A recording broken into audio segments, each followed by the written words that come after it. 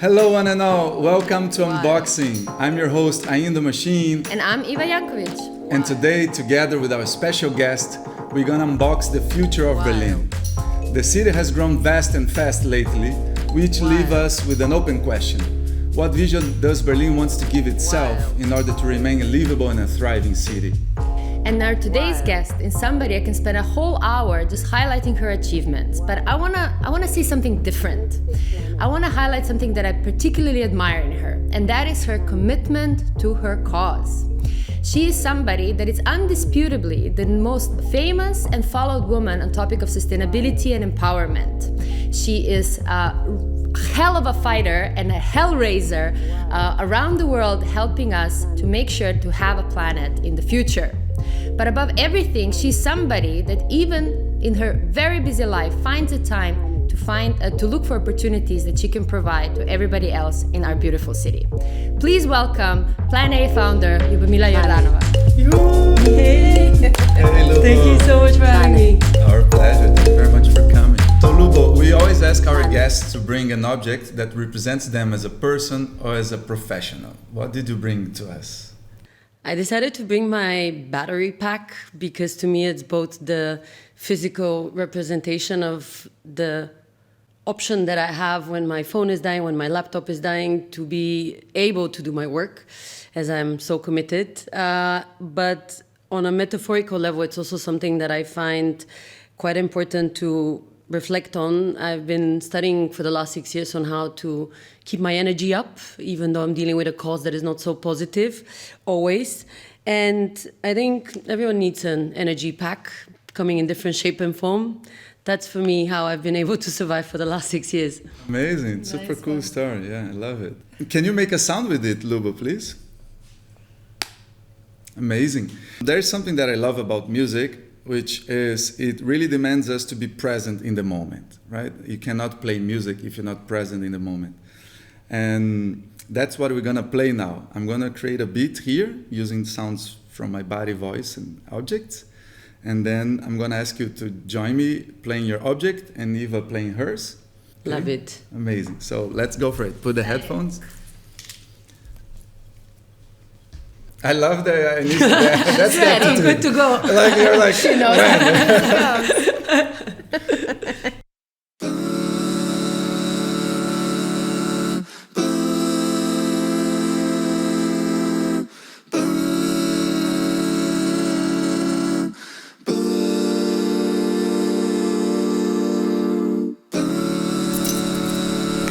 You can join.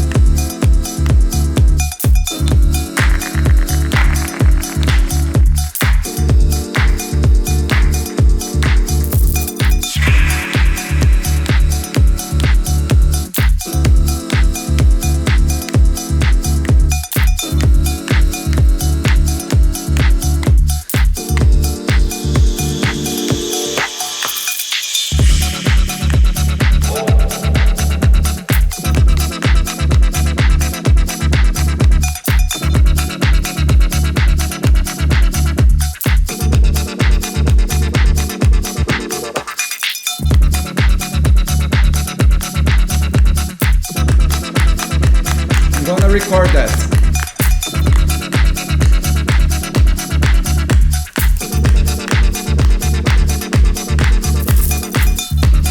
We got it. Now I'm gonna ask you, say something, whatever you feel like. Ooh. One more. Ooh.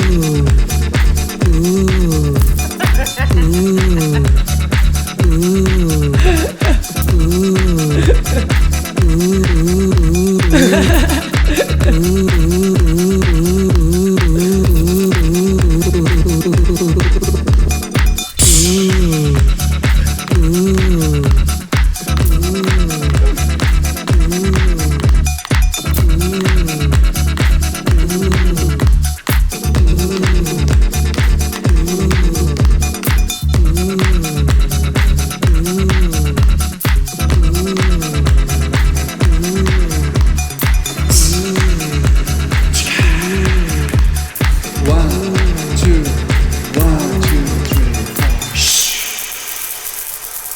Yay! Magic.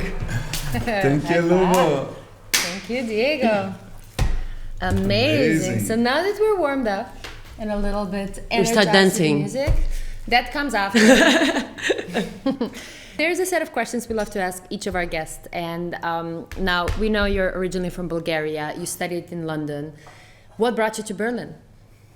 Serendipity, like what brings a lot of people to Berlin.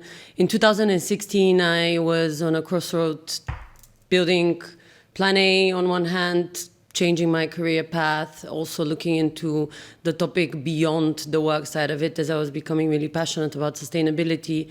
And I found to feel a little bit away from the idea of wanting to be in the same place that I had been for quite some time, which was London. I came to Berlin to visit some friends, and I ended up getting a free co-working space for a month, which is this one, and ended up seeing a lot of opportunities to even get resources for the company for free, but also met friends. And it felt like somehow the universe had aligned the idea that I needed to kick off the business here. I packed up the bags, and a few months later, I moved to Berlin. Here you were. Amazing. And now you've been to Berlin before, though. So what was maybe your first memory of Berlin? Clubbing. I think I went out quite a few times in Berlin beforehand visiting friends. The truth is, I never did before moving here the whole cultural sightseeing side of it. I was always coming for people, which is to me a defining element about this city. It's so colorful because of all of the people that live here. And I would say Berlin has been, since then, a place that I rediscover every single day, every single month. Amazing. Thank you for sharing. Tell me one thing you don't like about Berlin. I mean, you know that in the beginning of Plan A, we were organizing a lot of cleanups. So I think one thing I would love to see is the city to shine a little bit more, and for the streets to be a little bit more like probably the houses that people live in, where we spend time on organizing, cleaning, making sure that it is well set. I truly believe that the way the city lives, also from its exterior, allows for people to feel better if well taken care of. Okay, so one thing you don't like about Berlin is how dirty it is on the streets. Sometimes after a night out, you see in the morning a bit too much damage. And one thing you love about Berlin, Luba? Berlin is really authentic. It is a city that doesn't change fast. It only changes for values. And sometimes this feels quite dismissive for those that don't understand the logic of the city. I've heard so many people say this place is dirty, it's ugly, it doesn't allow me to feel comfortable because it's not shining enough. I actually think that Berlin is a place where everyone can find their own corner and can allow themselves to dream, to test. Plan A has been a validation for this, because if it was not for the support that we received in the beginning from people, it wouldn't have happened for us to scale so fast. From a personal perspective, I truly believe that any city is livable as long as you make it livable for yourself. Berlin is just a bit of a weird kiddo, which sometimes makes itself a little bit difficult to live in, but I love it. Nice. So we all got a chance to meet each other back in those days when you were a member in Betahaus and you were part of a table called Czetwertynski, where there was many of you who were creating just inspiring and crazy things and looking for ways to collaborate. But I also remember very often when many of us were already down at the bar grabbing that drink after work, you were still back up working on Plan A.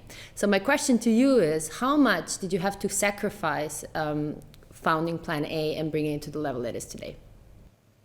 All of it. I think the last 6 years have been a reinvention for me. I had to find myself not only physically, mentally, but also in any possible way of existence. First having to face myself how I was, then understanding that I'm way too driven by values and I need to recalibrate them to make sense in the context of my way of living, in the way that the building of the company lives its own life, follows its own steps. And the reflection that I have now that time has passed is sacrifice is good as long as you make sure that you learn from it, you spend time on reflecting, and then you take a step back just to be able to observe what the shift has been to prepare for the next one. And what would be a good example of what you sacrificed and you thought about and you may be now doing differently? I wasn't able to take time off. I wasn't able to stop myself from wanting to work 15-hour days and more. I found it quite difficult to navigate conversations with people that wouldn't be so passionate about the topic.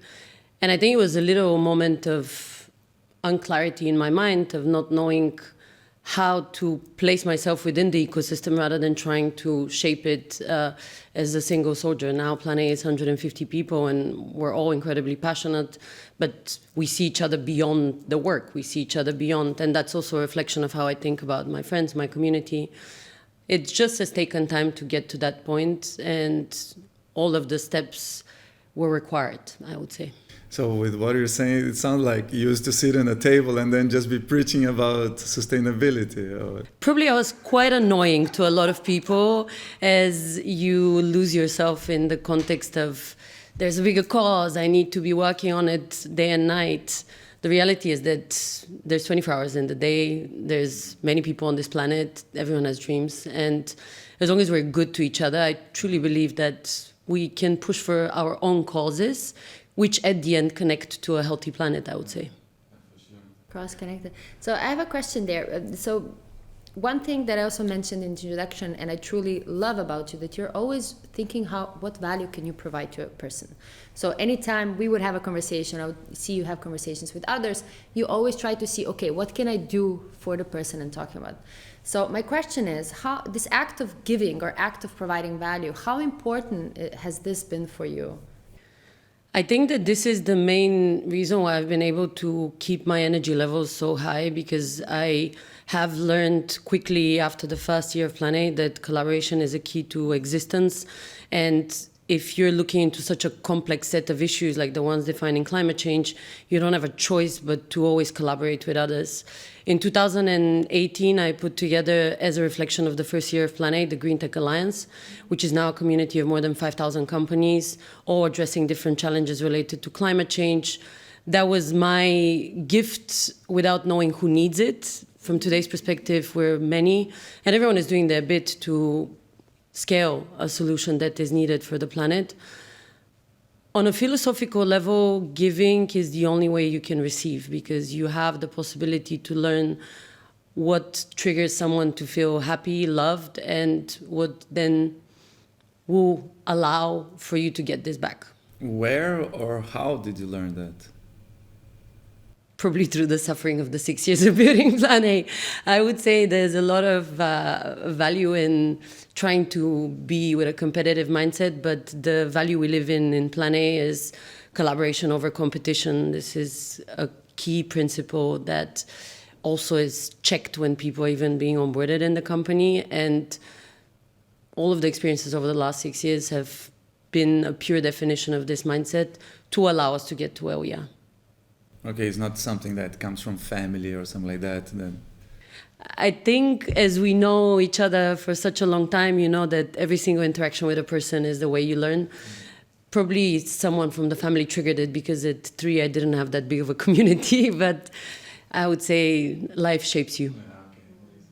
But I want to kind of take that family topic a little bit, because you come from a very nice entrepreneurial family as well. You have a strong background and very good influence and role models in your family. How much was that relevant for your success? Can you imagine an environment where, let's say, aliens come, change their history completely, like wipe your memory and take away that? Do you feel you could still be successful as you are?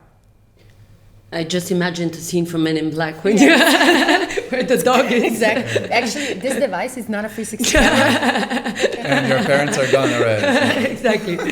Thank God not. I truly believe that family is the key pillar to anyone being stable mentally, stable mathematically in your way of thinking about the future, and also allowing, as they teach you the biggest lessons and principles in life, I've seen the benefit of having such a strong mother and also a strong father to be able to define myself as someone that is allowed to test. I don't know how I would have been able to work for such a big cause if it was not for their belief in me in 2016, where they simply heard me say, I'm leaving my job, I'm leaving London, I'm starting a company. And they're like, okay, we'll support you. And we'll be there to give you context about the lessons that we've learned that are helpful. It's also fun to have nice parents because they triggered some good experiences in life. Are they like big entrepreneurs also? My mom has been in the corporate sphere and my dad is an entrepreneur, a good mix that allows me today to see different sides of the business that we're building. Yeah, I think that makes a difference, a huge difference, you know, like having this certain information from the family, you know, something that I miss a lot, and I hope I'm able to break that chain. Is like, I never had like a proper financial education, you know, like, and I think it's super important, you know, like have these tools that then become very important in your professional life. If you have already then from home these concepts, you know, like I discovered this, I was 30 much already, like, oh, like how because everybody talks about, for example, savings and all these kind of subjects, then you need to start to search for the things on your own. It's not the same as if you receive from home, right? So it's cool that you had the basics of entrepreneurial mindset already, you know? I find it important to reflect on life as an opportunity to learn every single day and don't blame any person or even relative that might have not given me exactly the knowledge at the time when it was needed, as there's no package of knowledge that you know a particular person should give you. However, I do know that the only principle that teaches you the best is goodness and kindness, and that's something I've gotten from them. I think some financial lessons as well, but probably like I would prioritize the kindness and the goodness. No, yeah, but that's the beauty of it, and it doesn't take it is there, of course, but I think it makes a difference if your mom, as you said, your mom was in the corporate world, she knows, and she probably gives you a lot of advice on how to behave, how to navigate, how to understand the mindset of all these people. You know? Mainly if you're coming, because I saw a little bit of this transition, right? Then we kind of, I lost I lost the connection with the following of the project, but I saw how it came from like more, I don't know how, I don't want to put adjective because I don't want to put myself in as judging the project, but let's say for the sake of the fun of describing it, from more a hippie, you know, let's save the planet, and there were all these projects, you know, like helping forests, cleaning parks, you know, all these kind of things too. Boom, suddenly we're receiving investment and it's a software. So I imagine that having this kind of background has helped you to do this transition, right? Or not? Let me rephrase it. Does this transition was helped by having the background, the family background you had because they had the knowledge, or they didn't have the information to help you on that? I think we followed the typical startup playbooks where we needed to experiment until we didn't shape the solution into something that was viable as a business value proposition. The starting point was probably shaped by how little I knew about the challenges of building a business. There's the bureaucracy, there's the legal side, there's the pitch deck, there's the investors. And that took around 2 years to understand, to then start thinking, okay, what's the business model?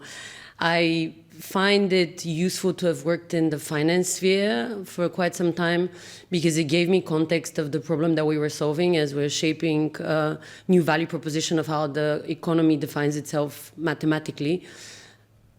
But it definitely took some tree planting and park cleanups to understand what the core of the problem was and why people were not excited by it beyond legislation. And this transition, connecting to what we're talking, it was helpful having the background you had, like your family, your mom's knowledge. Of course. There's benefits to coming from where I am. There's benefits to the way they have treated me as a child. There's benefits to the places where I've studied. I now know how to activate these memories so that they teach me to do my job even better. Nice. Where did you study, as you mentioned? London. Well, but what London? Where? London School of Economics. I studied their management. And before that, I was in a German high school, which gave me the context to be one of the people that speaks German in Berlin. That's what I wanted to ask. That's one thing I wanted to ask, particularly as Berlin, through the eyes of some, is a German city that you don't need German, like misconception, if you ask me. But what I wanted to ask you is, being somebody who successfully raised funds, created partnerships, built a team in this city, how relevant was your knowledge of German? It was critical to know German, as in 2017, Berlin was not so English-speaking as it is now. I would say, from a business perspective, the triggering point to understand the value of German has been the moment when we started working with a lot of corporates, where in some cases, the common language is German. And while people can switch to English, the preference is to stay in the local language.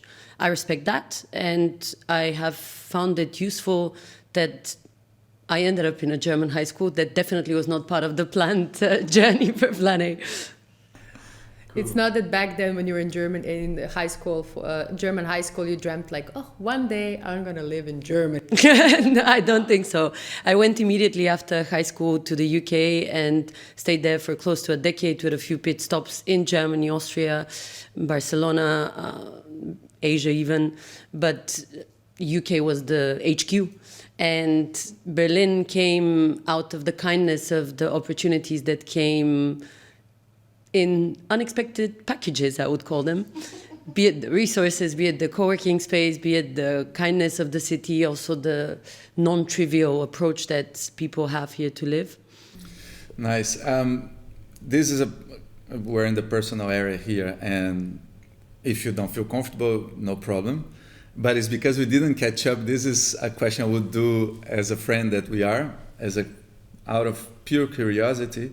The other day I was looking around, and a video appeared. This guy that's a New York bestseller book, and he caught my attention. I stopped to watch the video because he said, I don't remember the exactly words, but the concept was you cannot be yourself in this world. You cannot just go around saying whatever you think. People is always going to be judging you by what you say, by how you dress, by who you walk with. And in the end, it's all about, it was in the business context, of course, right? So he was saying about all this kind of, somehow you need to be aware of all these external forces, and you cannot just go around like an elephant. And that really rang a bell with me, because I'm like that, I go around more or less like I am always. And I was wondering how much of that you had to become aware of it, and how much of that you had to shape in this transition from the one side of the project to the where it is now, and how much of, I would like to know more about that. How much of that you're aware, and how much of that you agree, and how much of that you had to be aware and change in yourself. For a long time, I didn't think a lot about the perception of other people, whether they understood what we were doing, whether they understood the problem, as I was focused on triggering conversations with those that were already occupied with the concerns about the planet's health. As time passed, as we grew, as we gathered funds, as well as gathered a lot of different new employees, we started to, let me do this one again, twisted my mind to this question. I haven't thought about answering it actually, ever. I don't think I've ever been asked this. Do you feel comfortable talking about it? Yeah, of course, but because it's an incredibly important question. 2016 was the year when I started working on climate change without having any depth of the knowledge on the topic. I ended up seeing in 2017 the first concept about the company, and what was interesting was that I was going in an uncharted territory. I didn't know myself enough about the topic, but I was driven by purpose and values. A year later, what was interesting was that I had to be confronted by having to expose this idea to external stakeholders, investors, followers, people that would join us at events, new employees. And that was the trigger point when I started to understand Do I have an imposter syndrome? Do I think about the future of the planet as one that Plan A will be shaping or one where we'll be collaborating? I fully understood the importance of collaboration at that exact moment because you can't do it alone. For me personally, the most important bit was that I educate myself for a year and then move into the mode of learning how to excite others so that they use their skills and their expertise so that they can contribute. I don't think I've yet answered fully this question. That's why it's taking me a little bit more to explain myself, because at the end of the day, we're still learning. We're in an industry that is shaping itself as we're moving. The only certainty that I have is that in 2016, it was empty. There was no green tech companies that would have a business model for profit, and there was no solutions that would look into the large-scale problem, which makes me happy because something must have changed within the time, because now the field is not empty. Did you feel that you had, after, let's say, a presentation to a possible fund that didn't go out, after that you had to go and review your presentation and maybe think, oh, maybe I said this, maybe I said that, maybe I was dressing like this, like these kind of things. Like there was a learning curve on that sense, like I shouldn't be saying this kind of things in this kind of environment. I shouldn't be dressing like this, you know. And I'm asking from what I said before, but because also I felt that at a certain point in your career, you started more to be more reserved or more careful with your image because you realized that you were representing this whole thing, and that somehow goes together to what I'm asking, you know. So, yeah. I've not been driven by ego in the shaping of Plan A, and the reason for this is that I'm humbled to be working on the problem that we're solving. Certainly, there's been a lot of people that I would speak to and wouldn't understand that there's actually a problem that they needed to either invest in solving or support with their time. I don't go away from these conversations with guilt or sadness. I just hope that the interaction that was there triggered at least the moment to discuss with yourself, is this something I want to learn more about? If not, then I probably could have improved. But I would not be... I don't think people are excited about this topic, and the way we excite them is by giving a solution. That's the only thing that I've learned to communicate better, because somehow people have a resistance when they talk about climate change. So you didn't go through a kind of training or your mom telling you this kind of things, like, because I've seen that, for example, with politicians. You see a politician at the beginning of their career, and at the end, for me, I just saw a documentary on Merkel, and it's amazing how her image changed, how her behavior in front of the camera changed. Now she changed. Yeah, she does that.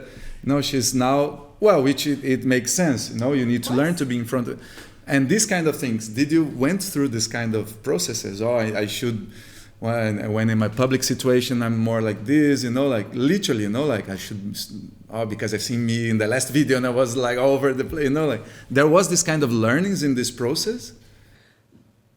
I'm obsessed with efficiency and love finding the best way so that my time is never wasted. With this in mind, I have been disciplined to show up for the event, show up for the moment in the most appropriate manner.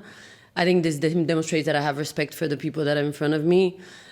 I've never went through a training on how to behave in front of an audience. It has been something that I've learned by observing and also by having seen both sides of the table, because the first 3-4 years of Plan A, I was the visitor at conferences. I was paying for tickets. I was getting invited to very few events as someone that would pitch. And down the line, as we started testing ourselves on more stages in front of bigger audiences, it got to the point where people were starting to resonate with the messages, and this whole journey was the learning curve that allowed for that. So it wasn't empirical knowledge? No. It was triggered by observing. Yeah. Nice. There's enough videos on YouTube that you can watch. Okay, I wanna take this conversation a little bit broader. So You mentioned the club scene in Berlin. You mentioned, above everything, the people that you met here and the authenticity that kind of radiates, that inspired you to stay here as well. How relevant do you see this social network and culture? How relevant do you think these two things play a role in forming Berlin as a city, and what you managed to then create on top of that as a founder? Art and creativity have been incredibly important for me for the last 9 months. I've started going to a lot of exhibitions, music concerts, listening to new type of music that I didn't know before, like Japanese classical music, quite wild. I would invite anyone to test it. And I understood that you can't live without art in your life while doing business, because it's the triggering point for you to refresh, to restart, to trigger your mind to think in a different way. Berlin is a beautiful place for these kinds of initiatives. You have so many incredibly talented people that might sometimes be under the radar. And I hope that this side of the city can start flourishing even in the context of business. We did in December an really interesting exhibition, auction, dinner, where we invited artists to sell their art, and the money were going to a good cause for the environment with WWF. These are the kinds of contributions that we make for the topic, not yet probably scaled where I would love to see it. Amazing. So tell me, you mentioned the club scene and a little bit of like that thing that your first impression of Berlin was around the club scene and the main thing that you remember. Right now you mentioned exploring new music, and I also know that you were a very good seasonal Spotify DJ. Putting this diverse musical genre journey together, where do you find, where do you go in Berlin to kind of let your mind go, to kind of take a deep breath, to maybe... I meditate a lot. That helps me go to a club that is a little bit quieter. I go dancing, not that often as in the past. It happens once a quarter or less, but it's always a celebration. And I paint when I can, even though not yet as well as I probably could have been when I was 5. Is that relevant? Are you trying to reach a certain level, or are you just doing it as an expression? I try to experiment as much as possible with my free time. I've been testing a lot of new skills like candle making, painting, cooking, and it has been exciting to see myself do different things without trying to set yet again a deadline or a goal. There's enough goals on the business side. Which one resonates more with you? Painting, cooking, candles, what is the one that you would repeat more? Painting and music have been definitely coming back in my mind the most in the last few months. I've been trying to listen to as much new music as possible and also educate myself on the context of the music, as I think the history of the musicians also defines how they stand out in front of the audience. Mm-hmm. Absolutely. So maybe to take that question back to our realms of future of Berlin, and particularly thinking about spaces where not just, so on one hand art and culture exist, but also where entrepreneurialism and small startups that are starting and then scaling to bigger ones also exist. Do you see that in Berlin there is a balance between these two? Do we have enough spaces that allow both to coexist? Never enough. I truly believe that a space is special if it's given a proper purpose. Berlin is the kind of place where you have a lot of repurposing of old buildings. And I hope that we get to an efficiency level where there's more space for art, more space for entrepreneurship, and less space that is not used. Mm-hmm. One question specific to your story and the spaces. What was the weirdest place that you ever met somebody relevant for your business? I would allow myself to say betahaus, as I never expected that a co-working space was able to give me friends, colleagues, as well as relevant resources coming in the shape and form of people. Why is it weird? Because it was not a normal co-working space in 2017. It was a symbiosis of your whole life. You would go there, work, then get the beers from the Späti, and then continue pushing until late. Then maybe go and have fun in a club or just chilling with friends. I think I didn't expect that because I was not confronted with the co-working space model up until that point. You've never been in a co-working before? No. Interesting. Never worked in one. Of course, I knew that this existed, but to experience it, never. And more focus on this, what you just said, like how much of that do you miss? I don't know if the word is miss, but where I wanted to go is like, of course, to get in the level where you brought your business, you have to open hands from a lot of things in your personal life. First, are you aware of that? Second, how much of that would you like to somehow recover in case you lost it? Like, what is the relationship between your personal life and this huge demands that your business has? You know, like what is your relationship with that? You know, the most important thing.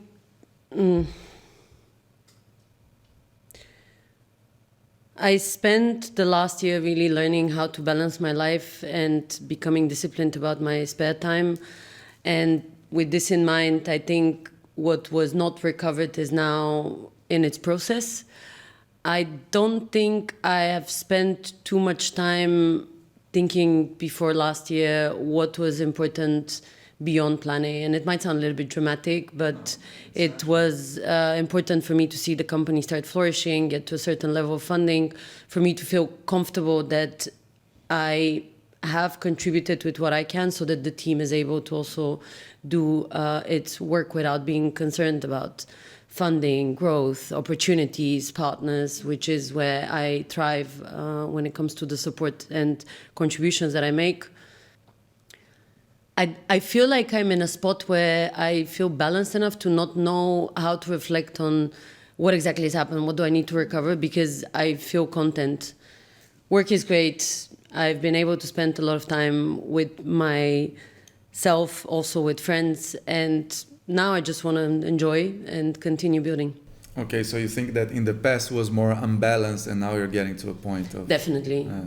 But a business, when it kicks off and the ambitions are big, requires a lot of time. Yeah. Anyone that tells you that you can do 3 businesses at the same time is fooling themselves, because it just doesn't offer you the opportunity to have a clear thought on where you're headed. I have spent the last 5 years learning about sustainability, about building a company, building a team, and all of this is now useful and it's structured in my mind, so I can have also the time over the weekend to take it in a different dimension. Nice. Amazing. Maybe a question on that. So you had many recognitions, many successes, so to say, that you can easily say that it's a confirmation, recognition from outside that you have achieved certain things or made it. But what was the moment that you internally felt, I have created something, or I have personally made it? I always give a cheesy answer and a super solid one on this question. Give us both. The cheesy one is my team, and why it's cheesy is because I get so excited when I think about the 150 people that we have that are based all across Europe. It's been incredible to get the thought leadership to start working with us, to have the support of so many incredibly talented, young, experienced, skilled people. It's cheesy because I get cozy when I think about how many funny, nice people we have. The more formal one is related to my experience as an Obama leader. Last year, I had the chance to meet some of the most incredible professionals in social innovation that are building solid businesses but have purpose also at the forefront of what they're doing. And the outcome was that I saw myself as someone that is allowed to fixate on business, on profit making, without doubting myself that it's okay to have this important foundation of values as the kickoff point. Okay, nice. So to finish the first verse, Diego has 2 standard questions that he loves asking every guest. What do you consider was a biggest mistake you did in your career? I doubted for a few years in the beginning of Plan A whether we were allowed to build a business, as it felt like there were too many obstacles along the way. There was way too many no's from investors. There was way too many challenges on scaling, accessing any kind of resources beyond the volunteers that were there to keep the hopes up. I believe that by now I'm behind this, and I'm excited to know that this obstacle, this challenge, this issue that I had is not anymore anything I should be concerned about. But that was definitely a big trigger point. So what was the mistake? The mistake was that I didn't believe that we were allowed to build a business for profit.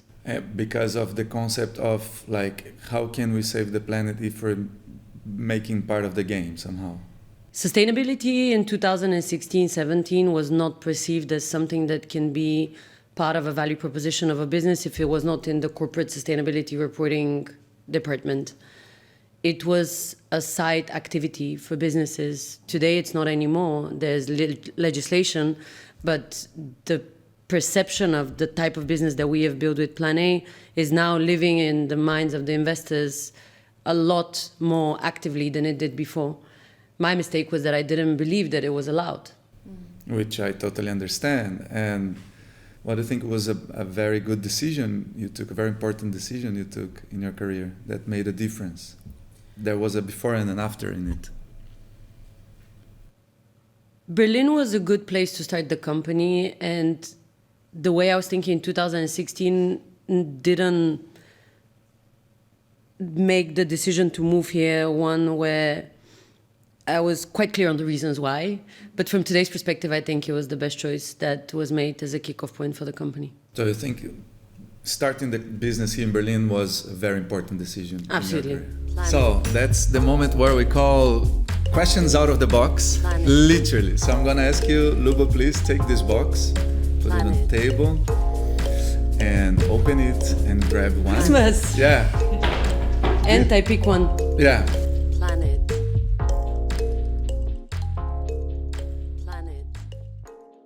If you had to be buried in Berlin, where would you like this to be? In water. I don't know why, but I like this whole idea of floating, so I don't know where. Ended up some in clean Potsdam, one, a clean one. Okay, nice. Cool, you can take the box away. We're not gonna out of the box the questions anymore, but we're gonna keep out of the boxing or unboxing our topic. So as we kind of stopped with your answer previous on Berlin, and that was a very good choice for Plan A, or to found Plan A from here.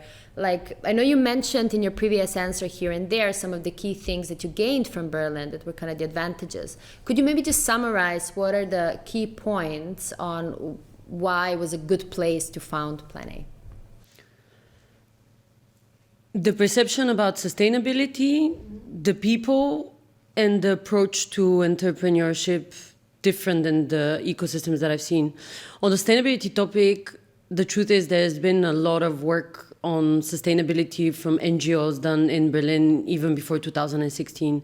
And I got to meet them fairly early on in the journey.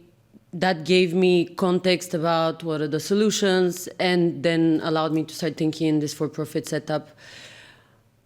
The people is something we all have experienced. We know each other for a long time. I think people are with no dramatic need to show off. They don't want to lose their authenticity because the city allows them to be who they are. And there's a lot of fun ways in which you can engage with this community, be it through the art scene, be it through also communities like this one. In London, anyone can make it by joining a lot of different communities. There's so many opportunities for funding, and it doesn't really matter if you have built a company before. It could shorten your pathway to being successful, but there's mindset about entrepreneurship. Here, it took quite a few years until the community shaped itself, and if you add on top of that the challenge of the sustainability topic, you had the challenge of this not being on the agenda of governments at that point. It really made it difficult to know. But what this allowed was the time to be able to shape the idea without feeling the pressure of this more compatible mindset and so on. Other places like Paris, Amsterdam, they have their own a bit more closed down ecosystems, and they allow you to scale only if you're there, whereas Berlin allows you to scale internationally. What do you mean by closed down? Ecosystems like Paris and Amsterdam are requiring you to be physically in the city and know the community in order to be able to scale. We needed to open up an office in Paris to be able to get the biggest French bank to invest in us. We opened the office, we scaled the team there, and now we have a lot of success purely on the fact that we got to know this setup. Berlin allows you to scale internationally if you're here without even knowing anyone, because everyone considers this to be a hub for Europe in one way or another. So you could say, so that's interesting because it's very related to our topic today as Berlin as a hub, international hub for business, right? So you're saying that in other countries where you have business experience, it really demands more a kind of a physical presence and even somehow a nationality, while even in Berlin it's more open. You don't need to be German and you don't even need to physically be here, that it's more open doors. Is that correct? Berlin is a little bit more chaotic, I would say. Places like Paris, London, Amsterdam have a lot more structure to how entrepreneurship is shaped, where you get funding, whereas Berlin requires for you to investigate in order to know how to access these kinds of resources. But I want to jump in there, particularly on the topic of resources and what Berlin can offer. So you mentioned you were able to scale to a certain point in Berlin, right? Was there then a need that you had to go elsewhere, or does Berlin offer an ability for a company like yours to actually grow over a certain scale here? We now have offices in Berlin, Munich, London, Paris, and Stockholm. This was a prerequisite to be able to understand the local culture, to get to know the key stakeholders. And I'm lucky to be able to say that now we have investors at all of these ecosystems, which is incredibly exciting. And the support is helping us scale with the necessary context. Berlin allows you to scale, but to a certain extent. You need to go out in order to be able. So if you think about the future then of Berlin, what might be something that either from government or from private sector we need to improve in Berlin in order to provide the scale, maybe to extend to which level of the scale can we still provide value to the startups here? I'll say 3. Financing.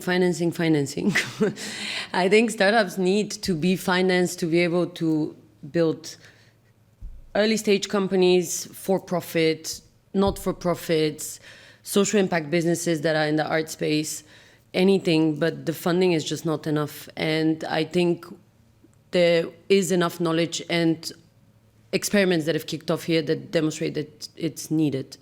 Is there a city that allows you from without leaving the city to scale to that size?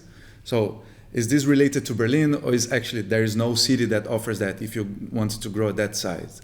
Because I don't want to be unfair with Berlin, because it sounds like from Berlin you cannot scale that size. And then my question is, can you from other cities, you know?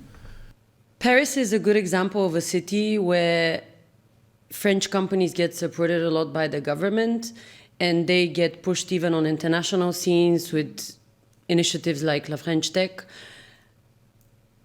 They have been able to do the marketing well, as well as also select good, complex, deep tech solutions that require the support that sometimes will come from the government, sometimes will come from private investors. There's a lot that Berlin can learn about becoming that well trained in marketing, I would say. So you say like organizations like the French Tech Berlin version, like Germany version. There's other initiatives that have been incredibly helpful to us when we were scaling in London. London and Partner is the initiative of the mayor of London, and I even had the great chance to meet him in London a few years ago, and that was when we kicked off. So the city, the organization was able to connect the dots between us as a company that was coming from Berlin to show us to the actual mayor. These are the kinds of exciting opportunities that allow you then to get the context and also be presented to someone that can open doors. Okay, and I want to kind of ask a similar question in the context of your Green Tech Alliance. It's the largest network, right, fighting that puts together different companies and different activists in green technology businesses to fight the climate change. So my question here is, if I understood correctly, you started this in Berlin. How relevant is still Berlin in this whole alliance, and what is Berlin's role in fighting climate change compared to other, let's say for now, European cities? Berlin is a hub for green tech solutions. I've seen this in the last 6 years scale. And what's most exciting is to see the experimentation mindset that exists here without the frills of, I need to immediately show up on a scene and explain it to someone. There's a lot of people that are building green tech solutions, and that's why we kicked off here this alliance with my co-founders that are also based in Berlin. It is a lot easier to combine all the attributes of the city and understand why this is so. You have the values, you have also a little bit of messiness that maybe helps you be not so organized when you're testing, but also without pressure. And there's also the community. We've seen hundreds of startups kick off from here just in the last few years, just on the topic of green technology. Amazing, makes me happy to be here. I want to go into now something slightly different, and that's a little bit a topic of genders and opportunities that sometimes Berlin prides itself on breaking the walls, but we often hear that there are still very strong walls here. So you're a woman that successfully fundraised in a predominantly boys' club. What's your experience there? In the first 3 years, no one wanted to give us money. And I definitely blame it on the fact that I was a solo founder in a new space without too much knowledge on how to fundraise. And it must have been also on the investor side difficult to understand why they should support us, because there's way too many question marks. The gender topic is one that I discuss with a lot of the people that I mentor. A female founder should think of itself as a founder, not as one where your gender defines your success. My learnings have been be proactive about understanding how the investment process works. Start building a network, be it online or offline through going to events. And finally, don't take a no as anything but on to the next one. So I want to ask something else there. So we talk about gender right now, but how about where you're coming from? You're not German. You're from Bulgaria. Did that ever play a role? I don't think so. Or at least I don't know that someone actually doubted me because of my passport. I would hope that where you come from should not be the reason why someone, either invests or doesn't invest in you. I think the idea, the team, the problem that you're solving, the why now is the reason why someone starts believing in you. Probably because also you spoke very good German, no? So that barriers became just a paper somehow, right? I wouldn't call my passport a paper. It's an important identity element, but I don't know. I've never thought about this because I've never felt the element of passport or nationality to come in a discussion or in play. I've definitely seen the gender one come in play, and even have been in situations where women that I work with have spoken to me about sexism, not on behalf of our clients, but based on the previous experiences where they used to work in. And we even have employees that have told us, I am moving to your company because I believe in leadership that allows for equality to exist, and I've not seen this in a previous environment. We cherish this topic incredibly highly. We have diversity and inclusion initiatives and even gather feedback from the team on how we can further improve. But I would say passport, not a problem. Gender still to some extent, and not only for me, but for others, I would say. Did you have the personal experience on the gender? I remember going to speak at a conference in a German city, and one of the organizers asked me, what are you doing here? Why are you at this cocktail for speakers? And I said, because I'm speaking tomorrow at the event, and your company has even invited me to a second slot. I will be speaking twice on stage. And the guy said, don't you think you speak too much for a girl? No way. Wow. Like directly, like that? Yeah. So I must say, like, I went out of the cocktail and I started crying because I was a little bit triggered. But I go back now with laughter in this situation because I'm thinking this must have been wild for someone that is 2 years within the entrepreneurial journey to experience. Today it gives me strength. At that point, made me feel belittled. How would you react now if you went through that?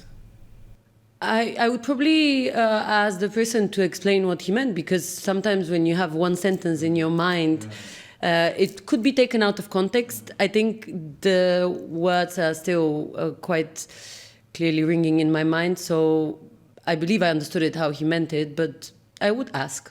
Just to see, am I listening correct? I think particularly with German, they tend to be sometimes, I mean, the German language also the way it is, it can be very direct, and I feel like, I don't know if in this case they spoke English to you or German, but what I've noticed, if somebody that's originally German would try to speak English, sometimes they might be misunderstood because of they're trying to speak very direct but this way. sentence is very direct. No, that's why my kids, they're in jiu-jitsu. Like what did you say? No, sorry. It's all in the words. You need to choose them wisely. So we talked about investment, we talk about fundraising, we talk about resources, but one thing that also in my past has been very important, which is innovation and access to large corporate companies through their innovation labs. So we know Berlin has no HQs from large, ever since Siemens left, we have no HQs from large German companies. Do you believe that all of these innovation labs that have popped up in Berlin have enabled or do enable startups in Berlin to work with these large enterprises, or is this just a good marketing campaign and you still need to drive down usually south to their headquarters? I remember when Betahaus with its innovation arm introduced us to Werder Bremen, and a month later we started working with them. So clearly they do work, and these innovations are there to be put in front of the eyes of the corporates, the football clubs, or anyone that is interested. I think the biggest issue that I've seen as an entrepreneur is that sometimes Berlin thinks of itself in an isolated way and doesn't understand that an innovation hub is actually one that can connect the dots to Munich, to Frankfurt, to Hamburg, and start collaborating a little bit better. We work with more than 1,500 companies of the likes of BMW, and the way we've started engaging with some of these corporates has been through the innovation experimentation arms, be it accelerators or corporate venture departments. Good. I mean, it makes me very happy to hear. Of course, I was part of that, of the team of Betahaus back then, doing this different, either building the labs itself for the corporate companies, but also just specific programs. And of course, we often were part of the journey of introduction, but then what happens later, we weren't often called to the table or aware of what's happening. So it makes me very happy to know that there is a continuity and value that was kind of providing. Now I want to ask something different, which is what you never got from Berlin.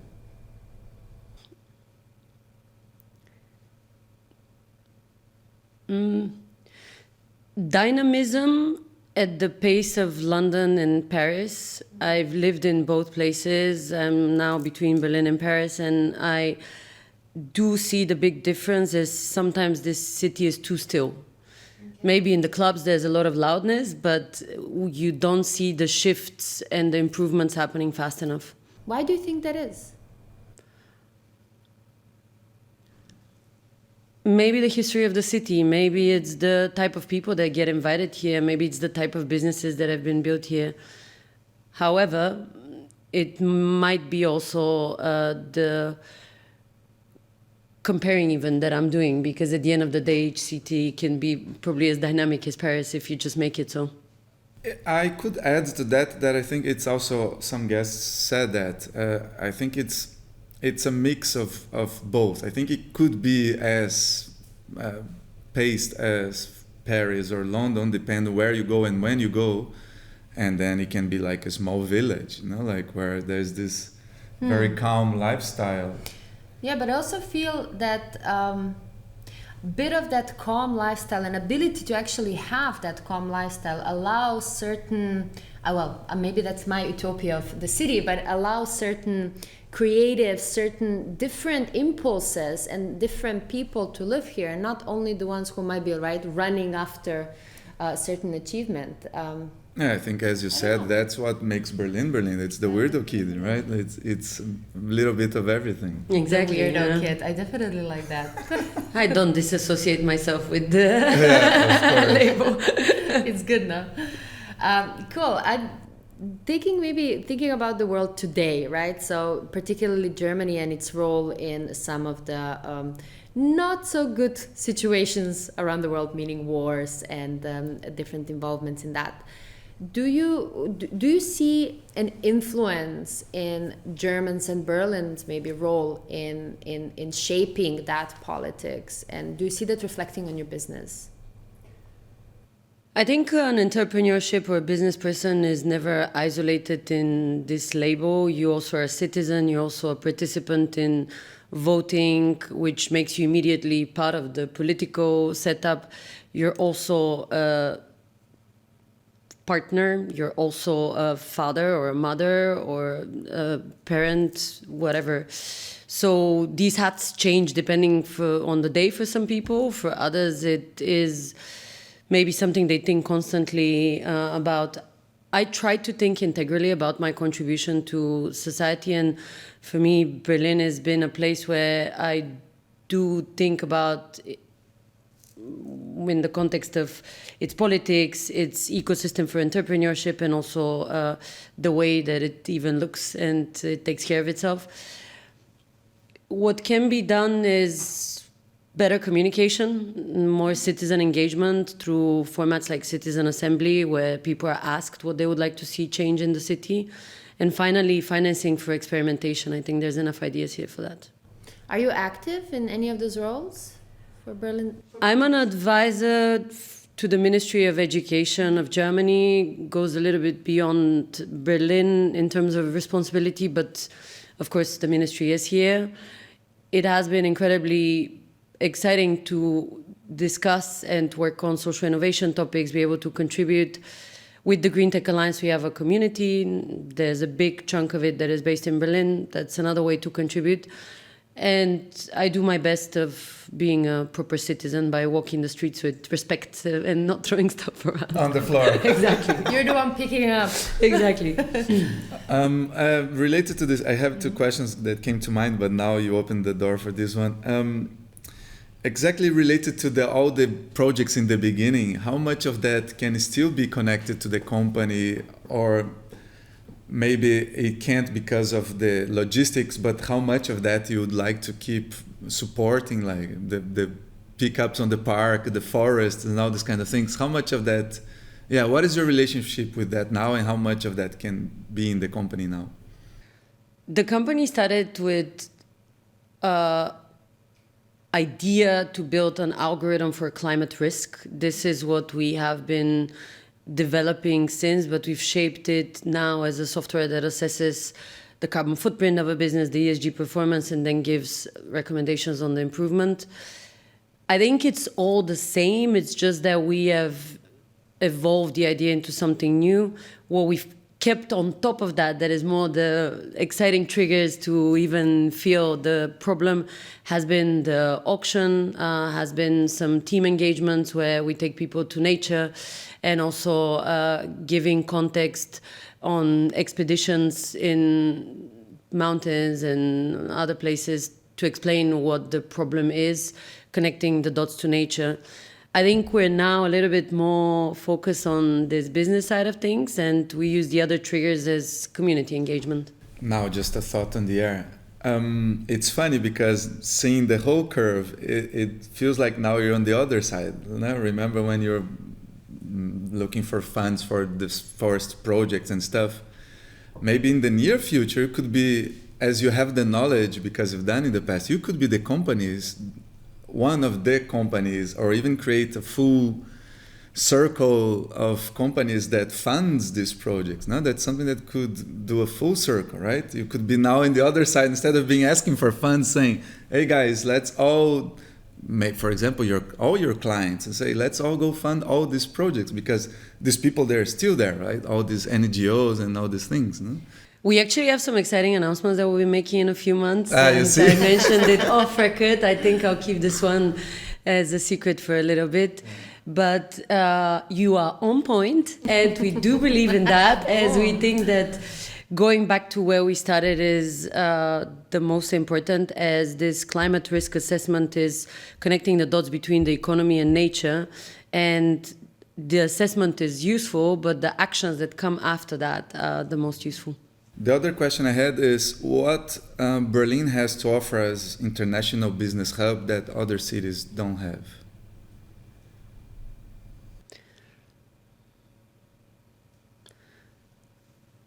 Ways in which the city can offer space that functions for entrepreneurs. Entrepreneurs are busy because they make themselves busy. And I don't think there's enough spaces that allow for people to be triggered to create, to collaborate, and also to be excited by someone else's idea. This place is an example of that, but I think we need more, because I know for myself 6 years ago, if I didn't have the trigger from the community, I don't think I would have been as fast in building the company. So you'd say that Berlin has a proper environment for development? Yes. This could be the factory for idea creation, and then potentially they scale afterwards in other hubs where more growth funding exists, or the ecosystem is more focused on the growth stage of a company. But I would see this place as a good experimentation zone. So you're saying that Berlin is a very good starting point. So you're also saying, without wanting, that Berlin also needs to develop more an infrastructure for the growth of the startups, right? In collaboration with existing players, there's a lot of companies like Plan A that have experienced the city since its inception. And we have, let me say this again, because it's not the inception of Berlin, but the inception of Plan A. There's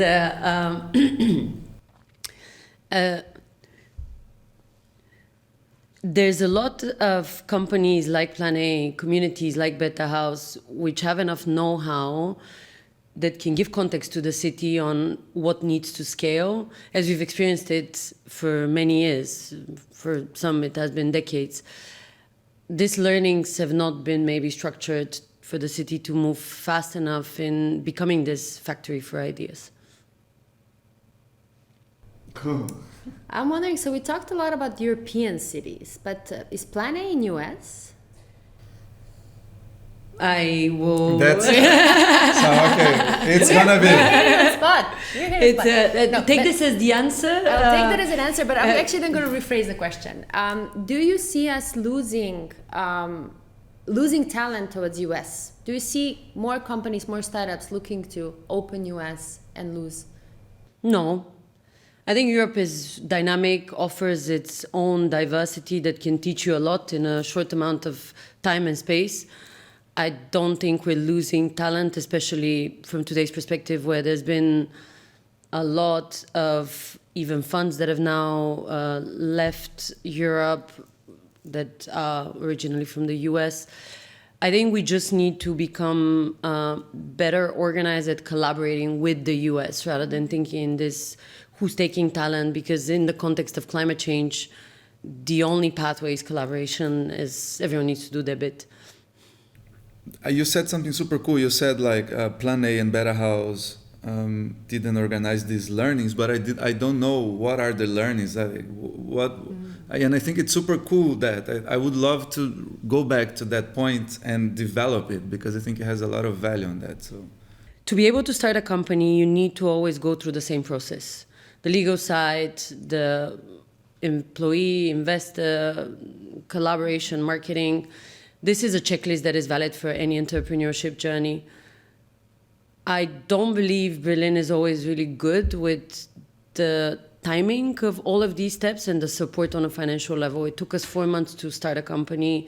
On a legal level, barely was able to get funding for the first 2 years. And finally, there was not too many communities that I could access that would give me the possibility to feel like I was not alone in building a green tech business.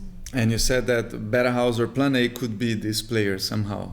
Of course, because there's been 6 years for me as an entrepreneur to learn what were the challenges and then immediately know what the solutions could have been, because I've now seen this process with all of our other entities that we've started in Germany, in France, as well as in the UK. So it is ultimately important to compare and contrast and then take these learnings and then bring them back to those that can change something. Of course, kind of entrepreneurial academy. No? Exactly, yeah, exactly. But do you think that there are programs like that in Berlin? Like particularly for young idea stage founders or teams to acquire that insight? Because at one point I kind of felt like they were kind of growing like mushrooms after the rain, you know? We suddenly had a lot of this acceleration or even incubation programs, like allowing either individuals or teams already with formed ideas to actually come in and get all of these insights, as well as peer-to-peer mentoring. Do you think that there are enough in Berlin, or would you desire for more? We've only taken the chance to work with an accelerator in Munich with BMW.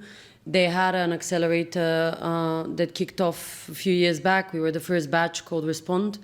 And this has been incredibly useful. In Berlin, we have not gone through this process, so I would only know names that I can drop, but wouldn't know which one has been most successful in supporting startups. But did you feel a bigger need? Like, would you wish that there were more that would feed the needs that your company Of course. In 2016, the best thing that could have happened to us was really to go through an accelerator that wouldn't take equity from us, allow us for 3 months to understand how do we tick off the checklist a little bit faster, and then be able to start working. We didn't go through this, maybe because we were not invited to these opportunities, we didn't know about them, but I think for any entrepreneur, testing themselves with a formal process is incredibly important. Cool. If you had to create or visualize an utopia for Berlin, how it would look like? I would take away the grayness and add a bit more color, both practically and metaphorically. I think sometimes the city is a little bit too sad for what it actually brings to people. It's a place where a lot of people kick off their journey. It's a place where people build their families. These opportunities should be showcased and allow for everyone to flourish. So you say it would look like with colorful buildings? Yeah, think Portugal, think maybe Notting Hill. But also sunny. It would become also Acapulco, no? I mean, I don't want the city to change that drastically because I don't know how to deal with moving clouds, but I would think that at least color that is not so much gray would be useful. Amazing, cool, yeah, I like that. And tell us one thing you're very grateful for in your life. For life itself. I think every single day is a good opportunity to learn, and if you learn how to be smiling even at the worst situations, you end up being incredibly capable of going through life and living life. So that's cool. Yeah, I think it's something important to be grateful for. Something we should all think about in increasing our lives. So Luba, we're going to the section which I call a joy shared as a joy doubled. This is our guest book. So in here there's a question that our last guest left but didn't know it was for you. So you can read it and then answer. What music do you think of when you think of Berlin?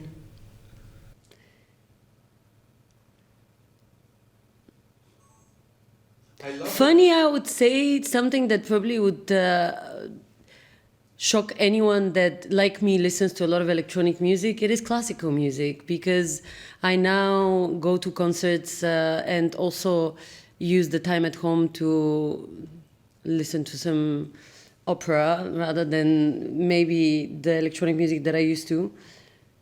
Now I associate this with Berlin. I love it because, and what I would say before is that I love that you're taking too long to answer, because I think everyone, even if they don't say, the first thing comes to mind is techno or electronic music, no?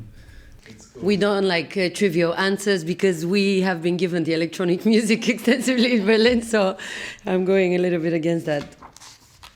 Cool, Lubo. So for the grand finale, we're gonna produce a song from scratch. And that's gonna be the soundtrack of our episode. Oh wow! I feel a lot of responsibility for a domain that I have no knowledge in, well, but except my intuition. So that's the only thing we need to make music. Spotify DJing, you have a hunch. So let's start with the speed of the song, okay? Faster, slower.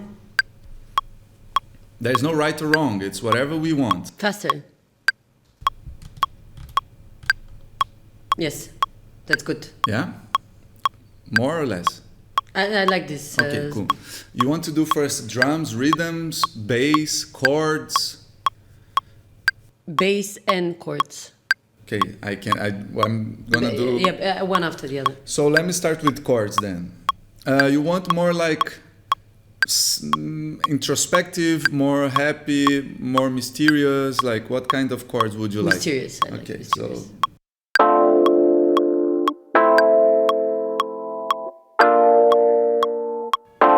This one. Should I do this? Yes, I like that. Should I add the other two? The first two. Okay, so the first two. Okay. Yeah.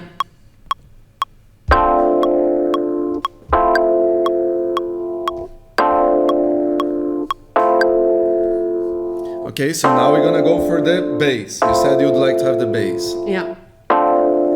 Same process. I'm gonna show you sounds and you're gonna tell me which one you like. I like this. The first one. Yeah. Yeah. This one? Mm-hmm.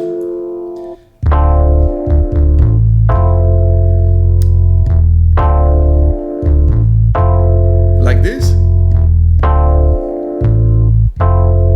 The first one was a little bit more cheerful. Okay, yeah. so we should keep it. Okay. Yeah.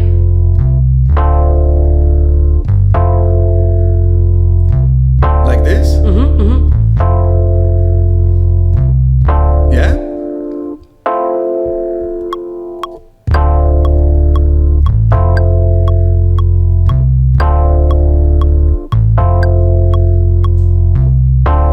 Okay, so now drums.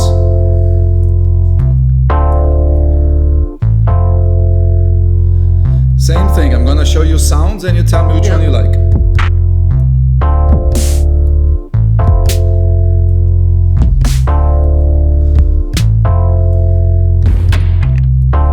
What was the last one?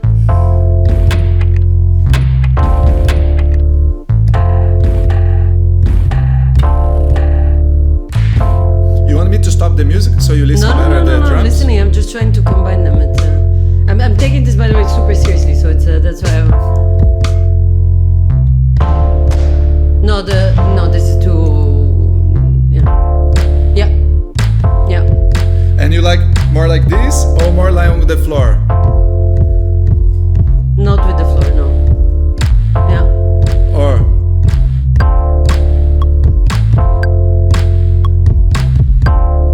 no.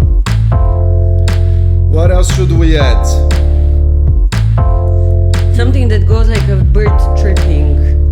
Something that A goes bird, like a bird. Yeah. That's I know, but like just like something a bit more like up. so like something like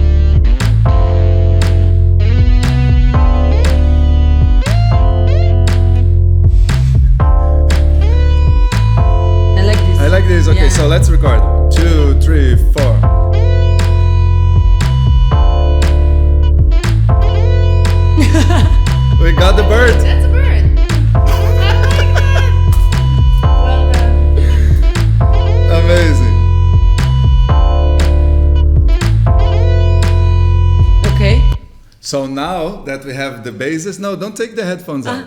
They're still crazy. Please take the second box.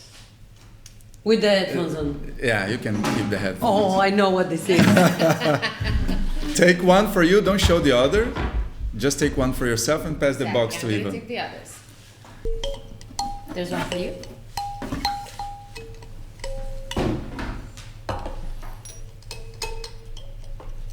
So, yeah, you can hold like that. You don't need to be that close to the mic, it's okay.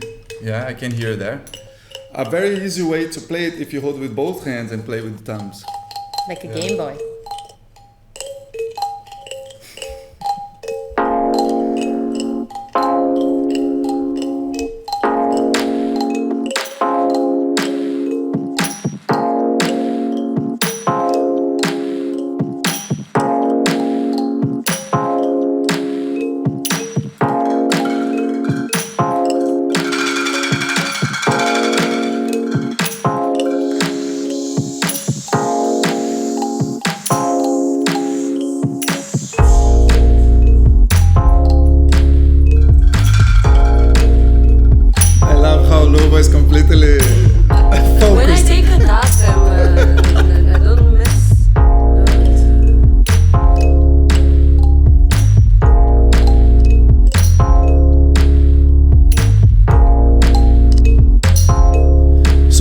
Tell me something for the song, something related to the episode, something related to our... I like how wild it is. We've spoken about all these important topics and now we're playing music instruments. Okay, so I'm gonna record that. Wild. Wild. Wild.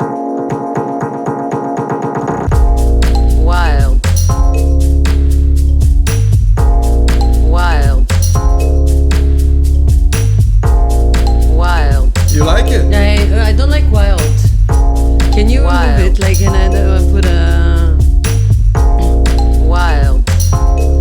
Can I just say planet? Planet. There's like an elevator planet. Voice. Next stop, Wild. Planet. Wild planet. Planet. Wild. Nice. Now it's in tune. Planet.